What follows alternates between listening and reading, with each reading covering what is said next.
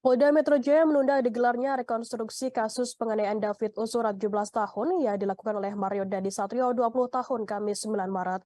Dirkrimum Polda Metro Jaya Kombes Pol Hengki Haryadi mengatakan penunda dilakukan karena adanya saksi yang berhalangan hadir. Selain itu ada pertimbangan teknis lainnya yang membuat rekonstruksi kasus penganiayaan dipending sementara.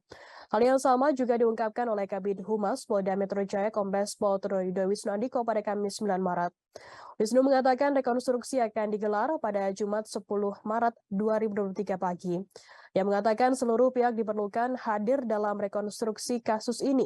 Dan nantinya akan ada 23 adegan reka ulang yang diperagakan untuk mengetahui secara pasti peristiwa penganiayaan yang membuat David koma ini.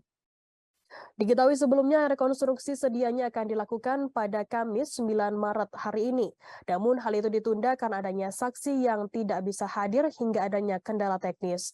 Trunoyono menyebutkan nantinya dua tersangka yakni Mario Dandi Satrio dan Shane Lucas Rotoa akan dihadirkan dalam rekonstruksi tersebut. Selain itu, pelaku anak yang berkonflik dengan hukum yang merupakan pacar Mario berinisial AGH juga akan dihadirkan. Sebagai informasi, aksi penganiayaan dilakukan oleh salah satu anak mantan pejabat Direktorat Jenderal Pajak Jakarta Selatan bernama Mario Dandi terhadap anak petinggi GP Ansor David 17 tahun. Peristiwa penganiayaan tersebut terjadi di kawasan Pesanggerahan Jakarta Selatan pada Senin 20 Februari 2023 lalu.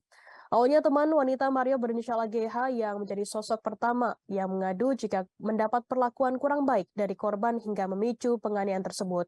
Namun belakangan diketahui orang yang pertama memberikan informasi jika orang yang pertama kali memberikan informasi kepada Mario mengenai kabar temannya AGH diperlakukan tak baik yakni temannya berinisial APA. Adapun informasi itu dikabarkan oleh APA kepada Mario sekitar pada 17 Januari 2023 lalu di mana menyatakan bahwa saksi AGH mendapat perlakuan tidak baik dari korban. Atas hal itu, Mario emosi dan ingin bertemu dengan David.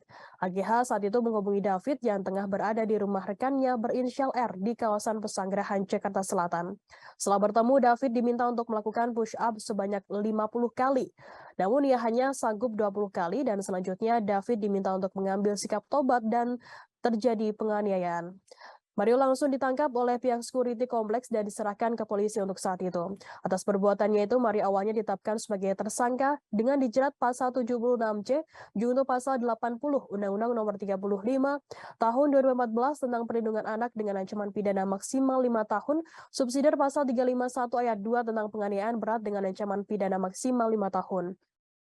Namun belakangan polisi merubah ke pasal yang lebih berat sanksinya untuk Mario, yakni pasal 355 KUHP ayat 1, subsidiar pasal 354 ayat 1 KUHP, subsidiar pasal 353 ayat 2 KUHP, subsidiar pasal 351 ayat 2 dan atau 76C, junto 80 Undang-Undang PPA dengan ancaman hukuman 12 tahun penjara. Setelah Mario, polisi akhirnya kembali menetapkan satu orang tersangka lain, yakni teman Mario bernama Shane Lucas 19 tahun yang berperan mengompori Mario untuk melakukan penganiayaan hingga merekam aksi penganiayaan tersebut menggunakan handphone Mario. Yang dikenakan pasal 76C junto pasal 80 Undang-Undang Nomor 35 Tahun 2014 tentang perubahan atas Undang-Undang Nomor 23 Tahun 2002 tentang Perlindungan Anak subsidiar pasal 351 KUHP. Selain itu, pacar Mario berinisial AGH juga diubah statusnya dari saksi menjadi pelaku atau anak yang berkonflik dengan hukum.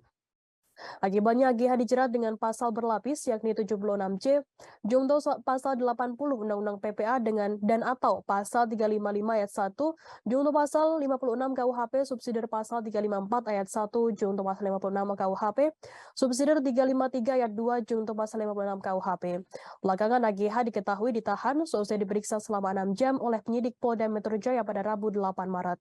AGH ditahan di ruang khusus anak Lembaga Penyelenggara Kesejahteraan Sosial atau LPSK dalam kasus tersebut. Terima kasih sudah nonton. Jangan lupa like, subscribe, dan share ya.